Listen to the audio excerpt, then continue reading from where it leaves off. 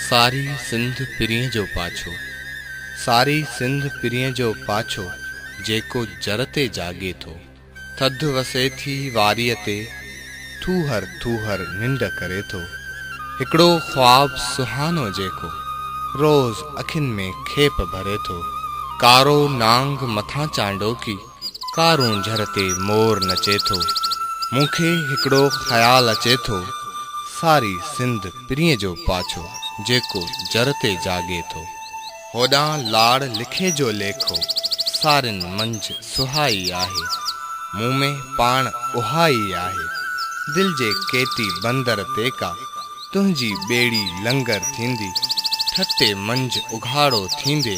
मूं न ईअं को ॼातो हो, सभु सुजावल जूं बाज़ारूं तुंहिंजी ख़ुशबूअ में खुलंदियूं। माञर सारी महकी पवंदी, मूं न ईअं को ॼातो हो। मकली रोज़ पवे थी मुर्की, कंहिंजे काण किताब जलायूं, ओ जागे जा ख्वाब जलायूं। फातह सभु सुता पिया आहिनि, सभु मुजावर चर्स पीअनि पिया। दूर मुहाणो पंहिंजे पुट खे ओछे कम ते गारियूं ॾिए थो। पाणीअ में को छपको थिए थो, आड़ी नेठ उॾामी पए थी। सारी सिंध पिरीअ जो पाछो, जेको जर ते जागे थो। होॾां लक जबल जो ॾाको, शाम पहाड़नि मंझि रिढ़े थी, पंहिंजे ख़ुदि सां पाण विढ़े थी। पत्थर पत्थर तन्हा आहे, हर नए नंढड़ी नांगण आहे। वासीगंज जो पंधु परे आ, जित धरतीअ जी सख़्ती आहे। कीअं चइजे बदबख़्ती आहे, माण्हू माण्हूअ साण मिले थो।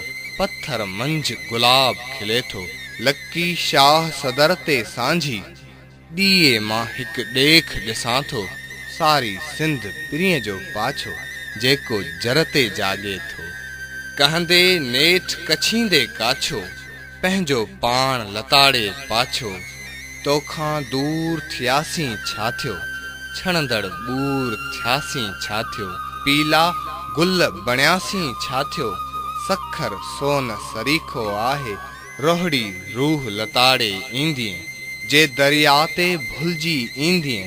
पंहिंजे ख़ुदि खे पाण तकींदीअ, तुंहिंजी ज़ात ई तोसां मिलंदी, तो मां रोई साम्हूं खिलंदी। सचल इश्क बुढ़ाना थी वे, सारी सिंध पिरीअ जो पाछो, जेको जर ते जागे थो। सारी सिंध पिरीअ जो पाछो।